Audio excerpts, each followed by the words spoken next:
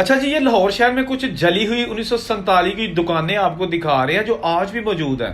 76 साल हो गए हैं पार्टीशन को, और ये जनाब वो दुकानें हैं जो हिंदुओं की मलकियत थी, और आप देख सकते हैं कि 1947 के जख्म आज भी जिंदा हैं।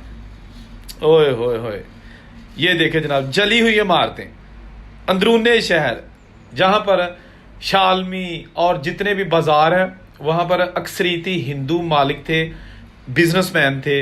और ये जनाब आप देखिएगा, ये जनाब आपको खसूसी तौर पर ये दिखाए जा रहे हैं लाहौर शहर के मनाजर, जहां पर हिंदुओं की पुरानी दुकानें तलाश की हैं। मीडिया टॉप चैनल पर इसकी मुकम्मल वीडियो मौजूद है, अगर देखनी है तो कमेंट में आप लिखें, मैं आपको वो भी दिखाऊंगा, उसका लिंक सेंड कर दूंगा।